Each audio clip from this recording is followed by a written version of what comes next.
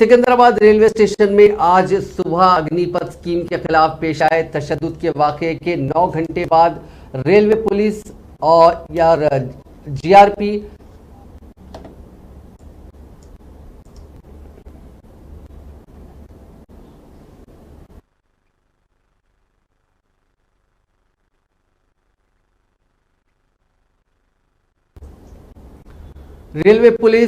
और जीआरपी ने मुख्तलिफ कई लोगों को गिरफ्तार किया है।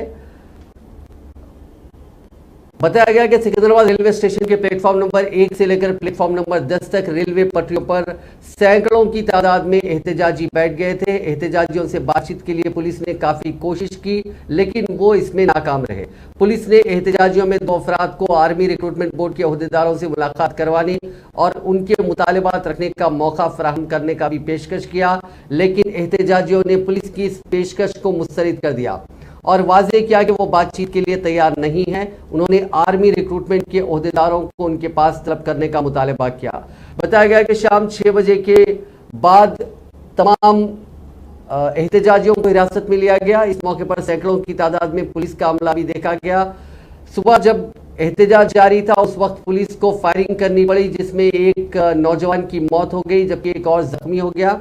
इसके अलावा 15 से ज्यादा अफराद इस तशद्दुद के वाकयात में जख्मी हुए हैं। इनमें से 14 लोगों को गांधी हॉस्पिटल में इलाज के लिए भर्ती करवाया गया है। तेलंगाना के सिकंदराबाद रेलवे स्टेशन पर जुमे के दिन अग्निपथ स्कीम के खिलाफ हुए एहतजाज के दौरान रेलवे स्टेशन में काफी तबाही हुई।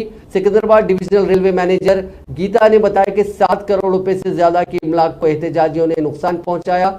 उन्होंने कहा कि 5 रेल इंजनों को आग लगा दी गई और 30 बोगियां मुश्तइल अफराद ने तबाह कर दी। स्टेशन पर मौजूद पार्सल ऑफिस मुकम्मल तौर पर तबाह हो गया। एहतजाज के पेश नजर 18 एक्सप्रेस, 9 मुसाफिर ट्रेनें और 65 एमएमटीएस ट्रेनें मंसूख कर दी गई। इसके अलावा 15 ट्रेनें जुज़वी तौर पर मंसूख कर दी गई। 8 ट्रेनों का रुख मोड़ दिया गया। उन्होंने कहा कि ट्रेन का शेड्यूल तब्दील कर दिया गया है।